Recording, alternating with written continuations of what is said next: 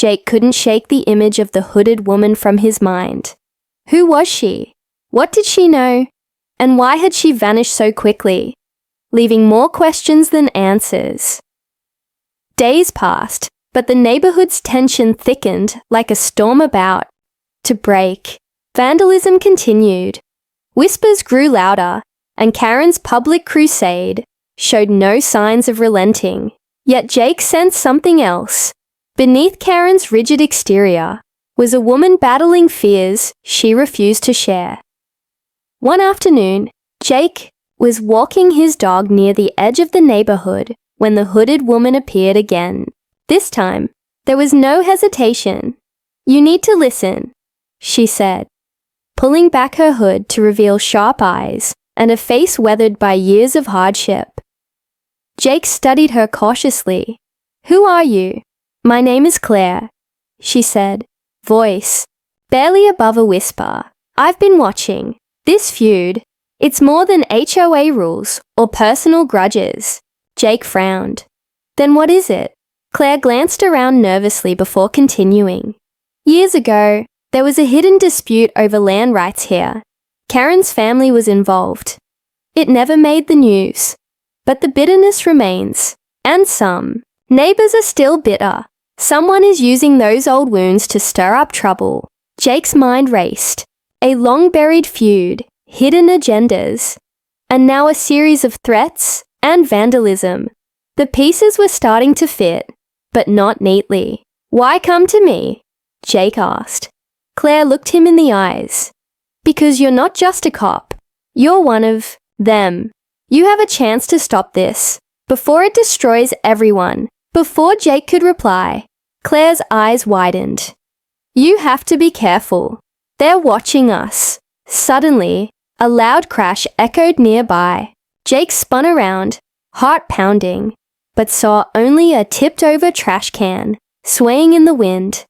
"Stay safe, Jake," Claire whispered, before disappearing down a side street. Jake stood alone, the weight of the warning heavy on his shoulders.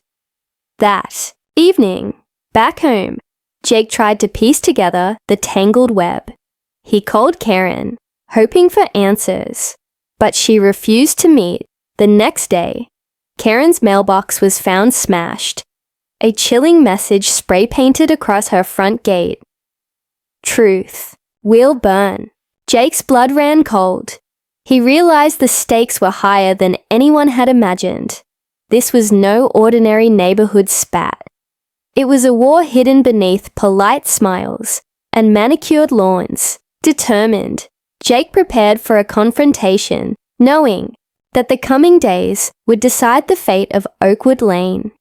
The night air was thick with tension as Jake Reynolds approached Karen Mitchell's house. The vandalized gate still bore the chilling message, "Truth will burn." But tonight, Jake was determined to get to the bottom of the mystery. Once and for all, he rang the doorbell. Moments later, Karen opened the door, her face a mixture of exhaustion and defiance. "We need to talk," Jake said calmly. Karen hesitated, then stepped aside, letting him in. Inside, the house was surprisingly modest. The walls lined with faded family photos, snapshots of a woman younger and happier, before the storms of conflict had hardened her. Karen sighed. "You want the truth? Fine. Years ago, my family was involved in a land dispute with some neighbors. Friends turned enemies. It destroyed relationships, tore apart the community.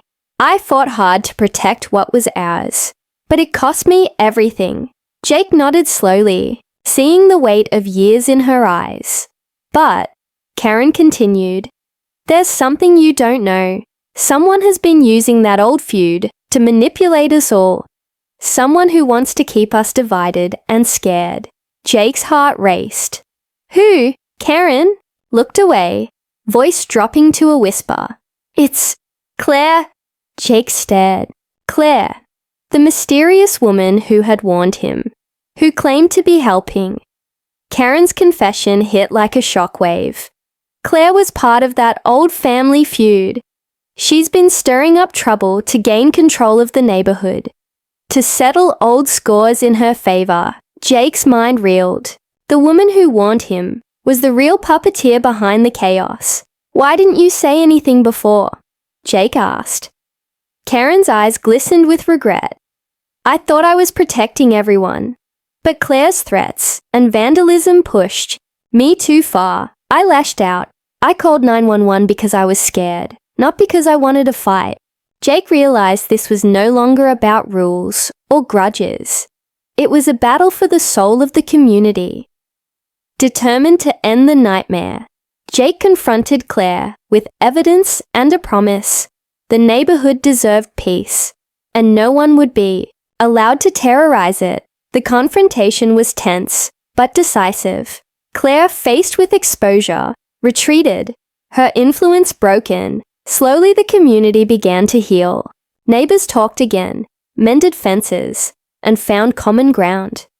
Karen and Jake, once adversaries, became unlikely allies, working to rebuild trust and ensure the HOA rules protected, rather than divided. As the sun rose over Oakwood Lane, Jake stood with Karen and neighbors, watching children play on the freshly mowed lawns. A symbol of hope. The mystery had ended, but the lesson lingered. Sometimes the greatest threats aren't what we see, but the secrets we hide, and the courage it takes to confront them. The next morning, Mark woke with a restless energy he couldn't shake. The memory of Karen's sharp glare, the hooded man's shadowy figure, both burned vivid in his mind. He knew he couldn't just wait quietly anymore. If he didn't act, soon, whatever dark game was unfolding would only tighten its grip. The HOA meeting was scheduled for that evening, held in the community clubhouse, a modest room filled with folding chairs and the stale scent of coffee and nervous conversation.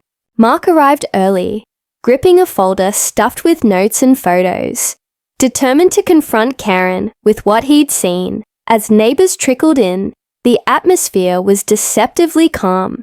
Families chatted politely, nodding to one another, but Mark sensed an undercurrent of tension, as if everyone was waiting for a storm to break. Karen arrived last, her posture perfect, her smile sharp. She swept the room with a practiced gaze that landed on Mark and lingered just long enough to send a chill down his spine. When the meeting began, the HOA president opened with routine announcements, landscaping schedules, pool maintenance, but Mark's mind was elsewhere. He waited for his moment, heart pounding as his turn approached. Finally, it was time. Mark stood, clearing his throat. I want to talk about something serious, he began, voice steady, despite the flutter in his chest. Someone has been stealing mail in our neighborhood. Important mail, bills, packages, personal documents. The room grew quiet. Neighbors, exchanging uneasy glances. I've seen it happen, Mark said, his voice firmer now. Late at night, Karen has been near the mailboxes, taking mail from others' boxes, including mine. A ripple of shock passed through the room. Karen's eyes narrowed, but her smile didn't falter. That's a serious accusation, Karen said smoothly, and completely false. I take my responsibilities seriously. Maybe you've just misplaced your mail, Mark. Or maybe you're trying to cause trouble. Murmurs rippled through the crowd, some nodding politely in agreement, others watching. Mark with curiosity. Mark pulled out his phone, ready to show the footage he'd captured on his hidden camera. But before he could play it, Karen raised her hand. If you have proof, present it. Otherwise, stop accusing neighbors without cause. This kind of behavior fractures our community. The HOA president, sensing the escalating tension, called for order. Let's keep this civil. If there's evidence, please share it through proper channels. Mark's moment slipped away. The crowd was divided, some sympathetic, some doubtful. The weight of isolation pressed down on him like a stone. After the meeting, Mark found himself cornered by a few neighbors. "Be careful, Mark," Mrs. Jenkins whispered, eyes wide. "Karen's not someone you want to cross." Another added, "People around here like their peace. Don't stir the pot." Mark nodded. But inside, a fire burned hotter. The silence and subtle warnings only proved how deep the problem ran. Later that night, Mark sat by his mailbox, running through possibilities. If Karen could manipulate the HOA meeting and sway neighbors, she was far more powerful than he'd imagined. His phone buzzed. A message from an unknown number. "Stop digging, or you'll regret it." A cold sweat broke out on Mark's forehead.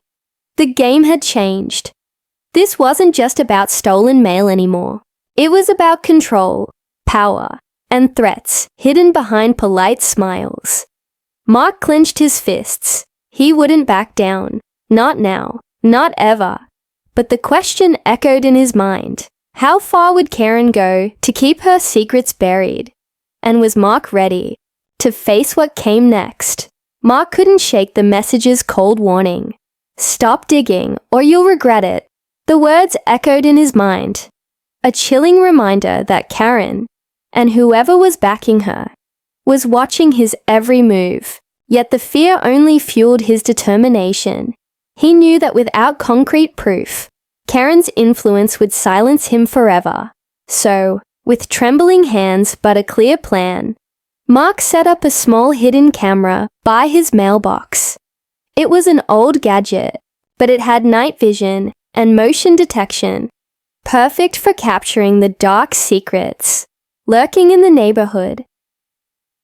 For 3 nights, Mark waited, barely daring to breathe.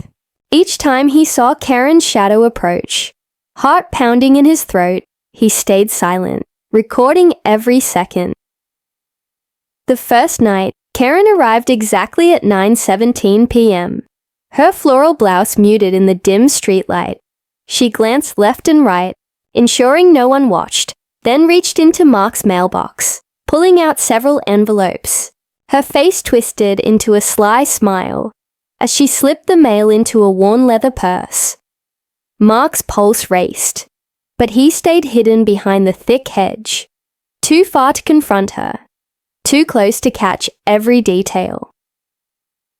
The second night was different. Karen arrived again, but wasn't alone. A tall figure in a hooded jacket lurked nearby, hands shoved deep in pockets. Karen nodded at him, then handed over the stolen mail. The stranger's eyes glinted in the night as he slipped away into the darkness. Mark's mind world. Who was this man?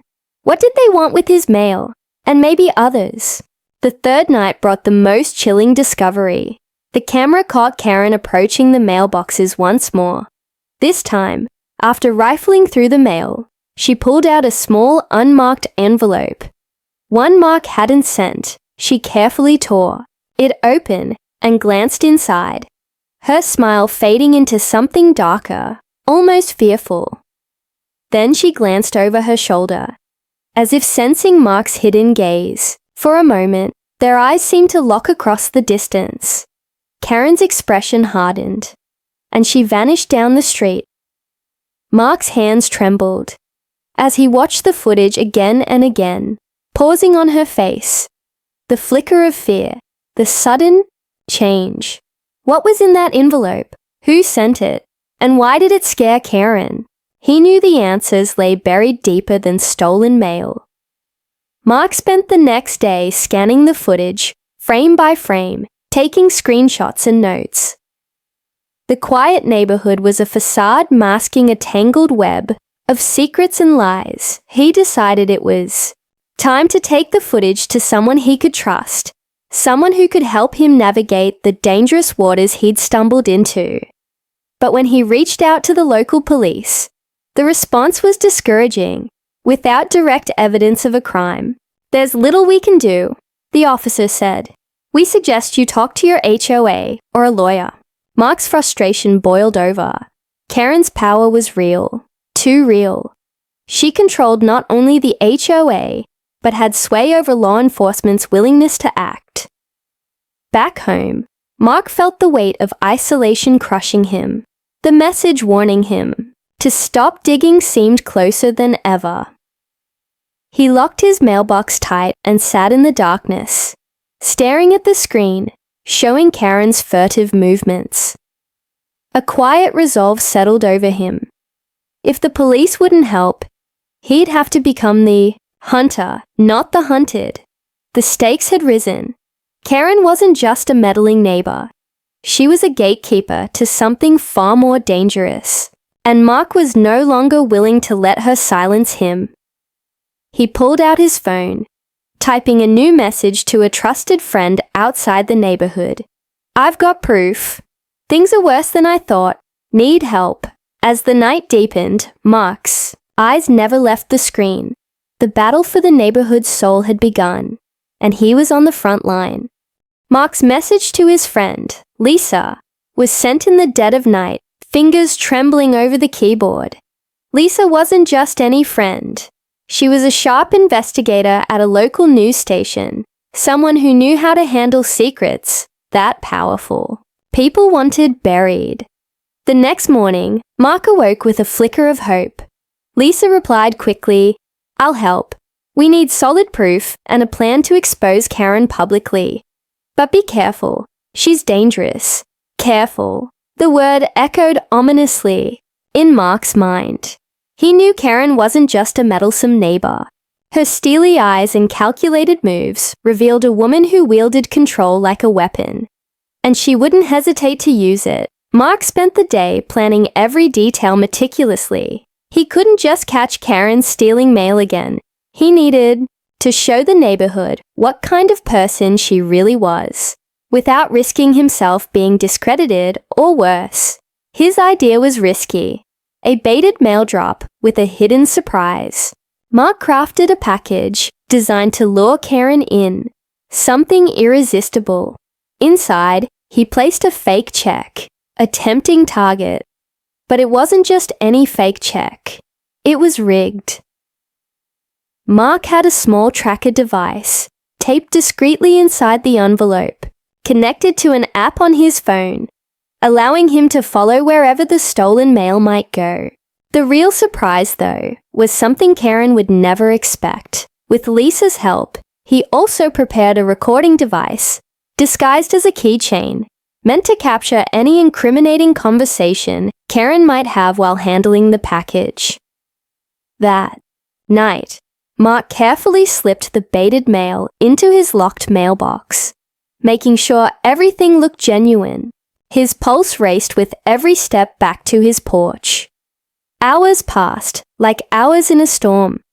Dark, restless, full of the unknown. Then, just after midnight, Mark spotted movement near the mailbox cluster.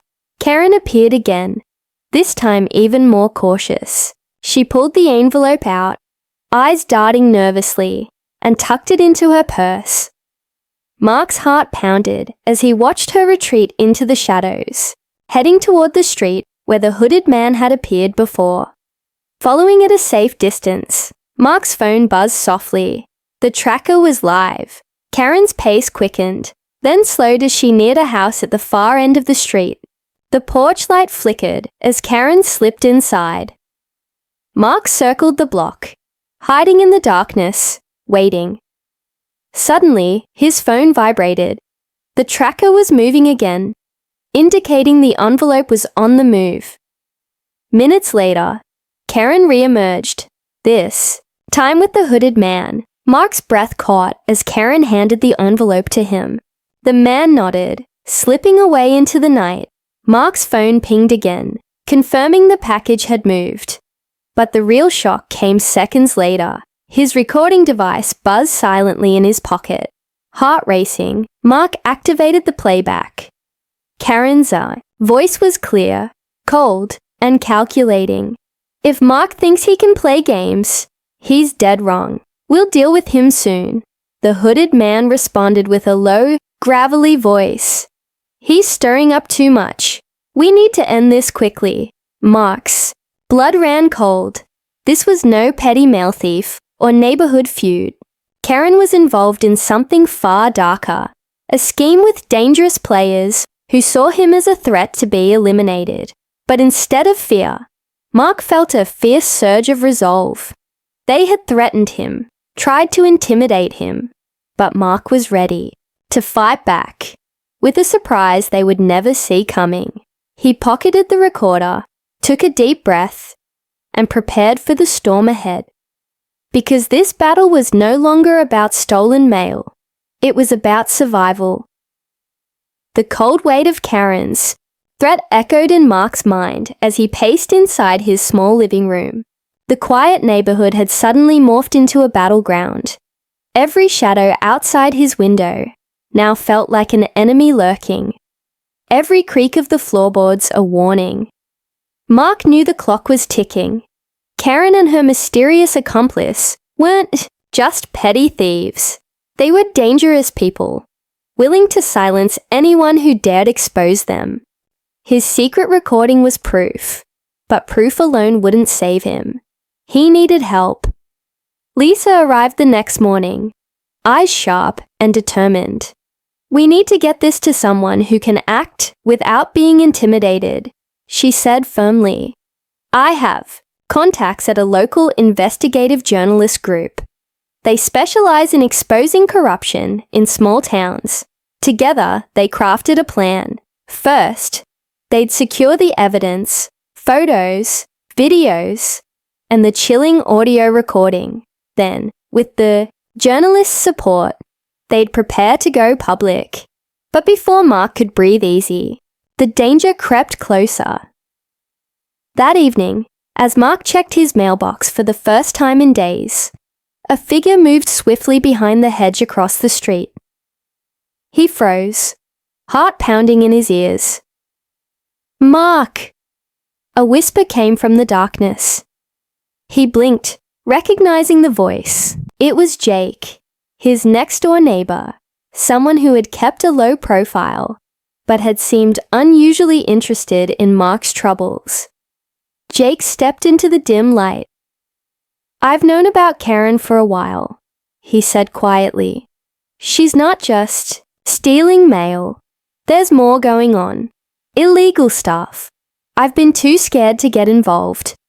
But if you're ready to fight, I'm with you." Mark felt a surge of relief. An ally.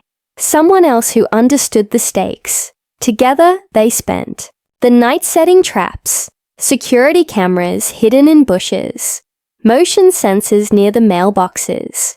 They hoped to catch Karen or her accomplice, red-handed, with irrefutable proof.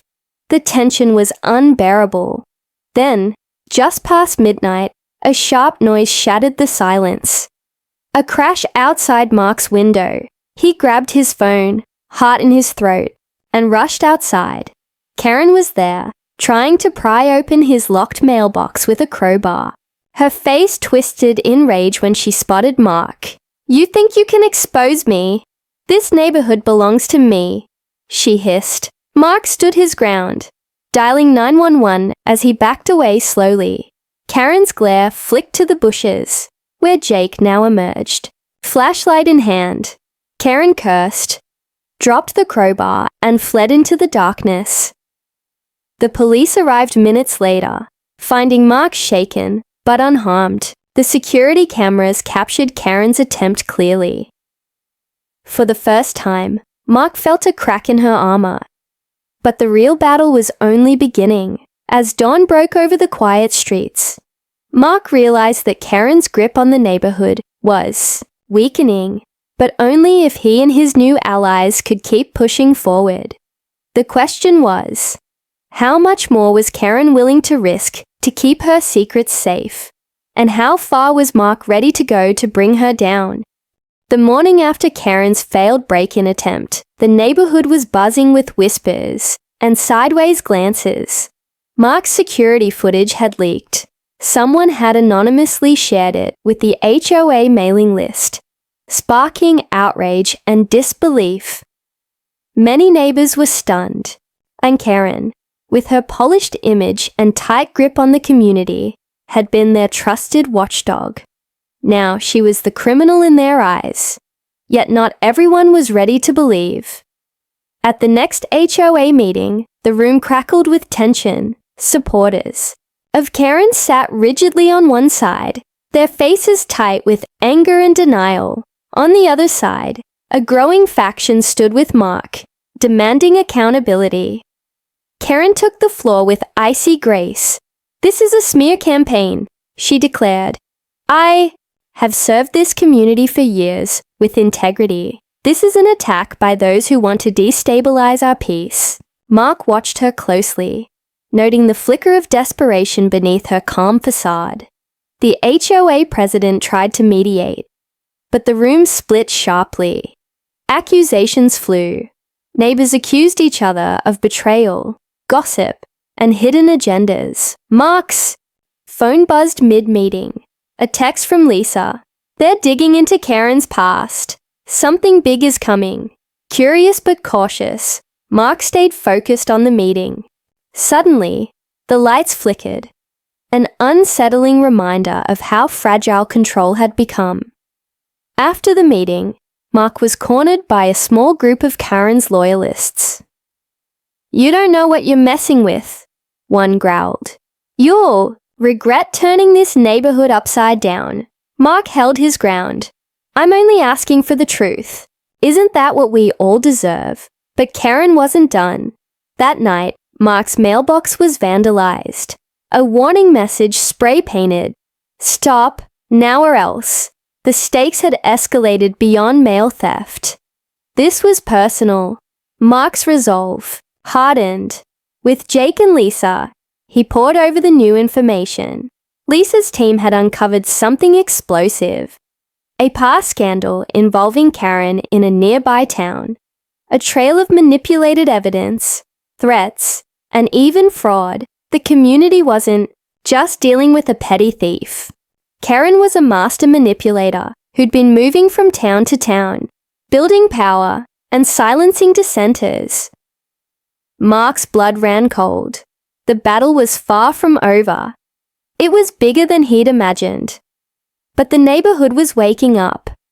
Doors, once closed, were now cracking open. Neighbors whispered their suspicions, shared stories, and slowly, the fortress Karen built began to crumble. The tension was thick as Mark prepared for the final showdown. Karen had lost some ground, but she wasn't finished. She still had tricks up her sleeve, and Mark knew she'd strike hard to keep her secrets buried. The question remained, who would break first, Karen or the neighborhood? The night of the final HOA meeting arrived like a gathering storm. The community center was packed, every seat filled with anxious neighbors. The air was thick with tension, whispers weaving through the crowd like static electricity. Mark stood at the front, prepared to lay everything bare. The videos, the recordings, the evidence of Karen's corruption. He was ready to confront her once and for all.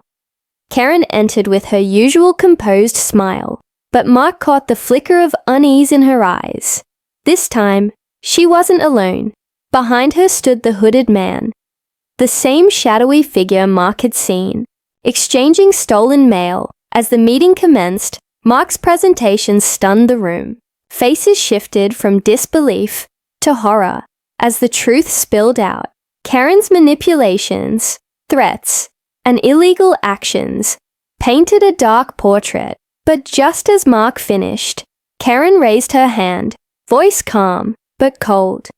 "You think this ends tonight," she said, glancing at the hooded man. "You have no idea what you've stumbled into." Suddenly, the lights cut out, plunging the room into darkness. A collective gasp rippled through the crowd. When the lights flickered back on moments later, the hooded man was gone. Karen's face was pale, her confidence shaken. Before the chaos could settle, Mark's phone buzzed. A text appeared from an unknown number. "You've exposed me, but the game isn't over. Watch your back, Mark. The real power is still in the shadows." The room erupted into whispers. the community realizing that Karen was only one piece of a much larger puzzle. Mark's victory felt hollow. He had unmasked the thief. But the threats, the danger, they weren't over. The hooded man's disappearance was a warning, as neighbors rallied around Mark, vowing to reclaim their neighborhood's peace. He knew this was just the beginning. In the quiet that followed, Mark looked out at the night sky, questions swirling. Who was really pulling the strings? And how deep did this shadowy power run? The mailboxes stood silent, but the secrets they held were louder than ever.